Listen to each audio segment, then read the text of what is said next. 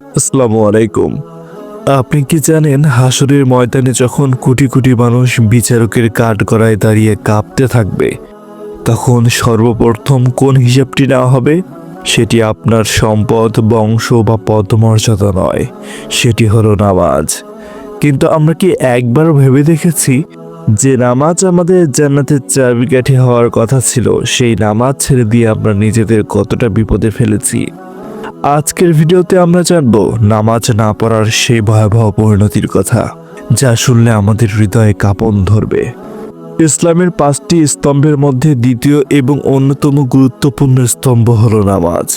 এটি কেবল একটি ইবাদত নয়, বরং মুমিন ও কাফেরের মধ্যে পার্থক্যের মূল রেখা।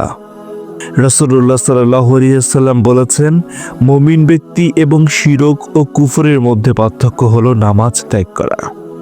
নামাজ না পড়লে একজন মানুষের জীবন থেকে বরকত উঠে যায়।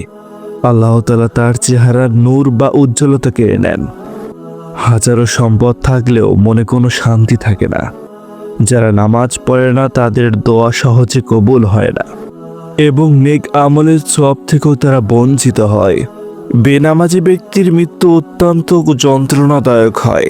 হাদিসে বর্ণনা অনুযায়ী বেনামাজির মৃত্যু হয় অপমানজনক অবস্থা এবং ক্ষুধার্ত ও তৃষ্ণাত্মক অবস্থায়। এমনকি পৃথিবীর সমস্ত পানি পান করালেও তার তৃষ্ণা মিটবে না। কবর হলো আখিরাতের প্রথম মঞ্জিল। নামাজ না পড়লে এই কবর হবে জাহান্নামের একটি গর্ত। কিয়ামতের দিন সূর্যের তাপে যখন মানুষ ঘামতে থাকবে, তখন বেনামাজিদের চেহারা হবে কালো এবং কুৎসিত। তাদের কপালে লেখা থাকবে, এ আল্লাহর রহমত থেকে বঞ্চিত ছিল। মহান আল্লাহ তাআলা তাদের প্রতি ক্রোধ নিয়ে তাকাবেন। সেদিন ফিরআউন, কারুন আর হামানের মতো পাপিষ্ঠদের সাথে বেনামাজিদের হাসর হবে। কুরআনে সূরা মুদ্দাসসিরে বলা হয়েছে, যখন জান্নাতীরা জাহান্নামীদের জিজ্ঞাসা করবেন, তোমাদের কিসে সাকার নামক জাহান্নামে নিয়ে এলো? তারা বলবে, আমরা নামাজ পড়তাম না। অর্থাৎ জাহান্নামে যাওয়ার অন্যতম প্রধান কারণ হবে নামাজ ত্যাগ করা। তাই আসুন, সময় এখনো শেষ হয়নি। নিঃশ্বাস যতক্ষণ বইছে ততক্ষণ তওবার দরজা খোলা আছে। নামাজ কেবল পরকালের মুক্তির পথ নয়, বরং এটি দুনিয়াতে আপনাকে মানসিক শান্তি এবং শৃঙ্খলা দান করবে। আসুন আজ থেকে আমরা প্রতিজ্ঞা করি, আর এক ওয়াক্ত নামাজও যেন আমাদের কাজা না হয়।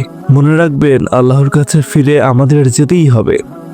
আর সেদিন যেন আমরা নামাজের নূর নিয়ে আল্লাহর সামনে দাঁড়াতে পারি। আল্লাহ সবাইকে বোঝার এবং আমল করার তৌফিক দান করুন। ভিডিওটি ভালো লাগলে চ্যানেলটিকে সাবস্ক্রাইব করে দিন।